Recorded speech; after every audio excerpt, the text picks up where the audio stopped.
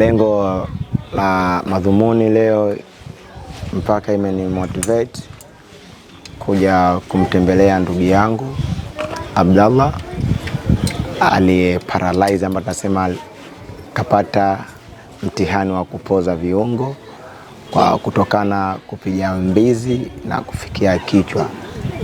Haikuwa kwenye eneo letu sisi la Makachu Forodhani, eneo maarufu duniani na eneo maarufu ndani ya taifa letu. Ilikuwa ni Kizingo, lakini imenivuta kama ni ndugu yangu,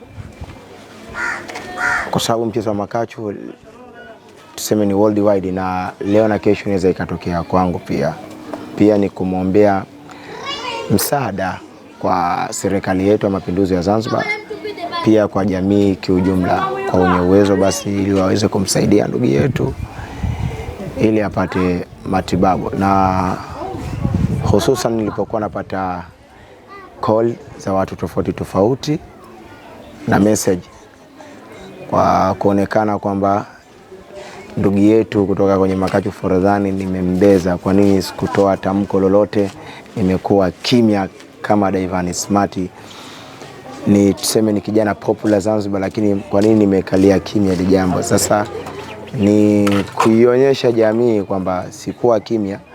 Mimi mwenyewe nilipigiwa simu na ma content creator wenzangu kwamba bwana Daivan, kuna mwenzetu kidogo hali yake sio nzuri, basi kama Daivan kwa nafasi yako Mungu aliyokujalia inahitajika support yako.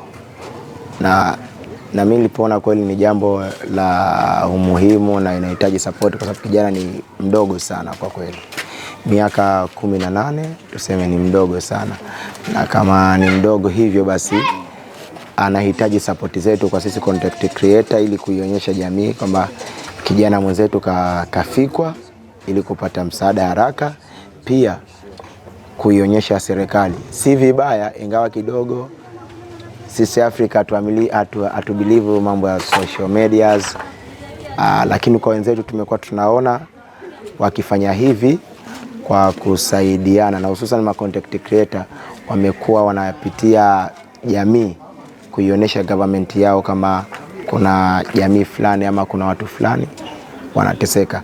Na hatuanzi tuseme huu ni mwanzo tu. Kwangu mimi Daivan niseme huu ni mwanzo. Leo tumeanza kwa ndugu yetu Abdallah, basi tunaamini wapo wengi kama Abdallah. Wito wangu mimi kwa jamii, kwa sisi vijana ambao hususan tunacheza mchezo wa kuruka, najua mchezo wa Makachu ni mchezo very risky, ni mchezo ambao kidogo unahatarisha maisha, lakini sasa I'm be honest for this kwamba tuseme jamii kwanza ule mchezo wasiuchukulie tofauti, kwamba ni mchezo hatari. Sawa, ni mchezo hatari, lakini ni mchezo ambao tayari una impact katika taifa.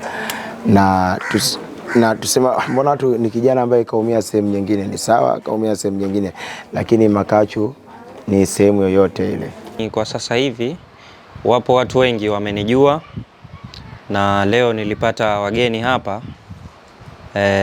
Alhamdulillah nimepata hii nafasi nyingine ya kuja tena hapa mbele kuzungumza. Nilipokea simu jana kwamba nitapata kesho wageni kutoka Wizara ya Afya. Kwa hiyo naamini kutoka Wizara ya Afya, basi hilo ni moja kwa moja limetoka kwa rais wangu mwenye hekima na mwenye busara, Dr. Hussein Ali Mwinyi, mwenyekiti wa Baraza la Mapinduzi. Niseme na washukuru sana, kwa sababu serikali sasa hivi iko nyuma ya mgongo wangu, inanipa sapoti, na mpaka kuambiwa Wizara ya Afya inakuja hapa, kwamba naamini aliyekuwepo katika hiyo wizara ameguswa na hili jambo ambalo limenifika, na jambo likikufika ndio utaona wale wote ambao watakaoguswa. Kwa hiyo nia yao safi naweza kuamini ni dawa, na nahisi kuahidiwa kwamba zile ndoto zangu zitarudi kutimia, kwa sababu bado nina ndoto nyingi sana kama kijana, na hakuna kijana ambaye hana ndoto. Kila mtu ana ndoto zake, lakini maisha yanatufanya ndoto ziwe zinakwama. Unaweza ukawa na ndoto kubwa lakini ukapata mtihani. Wapo watakao kuinua, na mimi naamini serikali yangu ya Mapinduzi itaniinua na mimi ikinipeleka kwenye matibabu, na nitarudi inshallah kuendelea na ndoto zangu